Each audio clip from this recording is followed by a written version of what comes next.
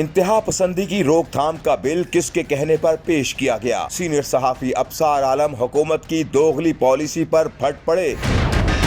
ایک نجی T V کے پروگرام میں سینئر صحافی ابصار عالم نے کہا کہ بہت سارے بل جلدی میں پاس کیے گئے اور شاید پرانے قوانین سے وہ مقاصد پورے نہیں ہو رہے تھے، تو اس لیے ان مقاصد کو پورا کرنے کے لیے ان بلوں کو لایا گیا ہے۔ بہت سارے بل جلدی میں پاس کیے گئے پچھلے کچھ دنوں میں، جیسے کہ آرمی ایکٹ ہے، انتخابی اصلاحات کا بل ہے، اور جیسے جس کا ابھی آپ نے ذکر کیا اس کا ہے۔ اور آپ کا سوال یہ تھا کہ کیا پرانے قوانین مقاصد پورا نہیں کرتے تھے جو یہ قانون لایا گیا؟ تو جو آپ نے ترائی ہے اس میں اس کی زبان میں کی گئی ہے، اس سے تو یہی ثابت ہوتا ہے کہ شاید پرانے بل یا پرانے قوانین جو ہیں وہ مقاصد پورے نہیں کر رہے تھے۔ سینئر صحافی ابصار عالم نے کہا کہ مسلم لیگ نون کے رہنما رانا ثناء اللہ نے یہ بل تیار کروایا اور پیپلز پارٹی کے رکن نے سینٹ میں اس بل کو پیش کیا، اور اس وقت دونوں جماعتیں دفاعی اداروں کے دفاع میں مشغول ہیں۔ اس بل کو جس کے کہنے پر بنایا گیا وہ بات اب کسی سے ڈھکی چھپی نہیں، اور اس پر آج کے حالات میں گفتگو بھی نہیں کی جا سکتی۔ رانا ثناء اللہ نے یہ بل تیار کروایا، مطلب منسٹری آف انٹیریئر نے، اور پیپلز پارٹی کے صادق عوان نے پیش کیا۔ تو دونوں جماعتیں آج کل دفاعی اداروں کے دفاع کے لیے کافی کمر بستہ ہیں۔ اس کا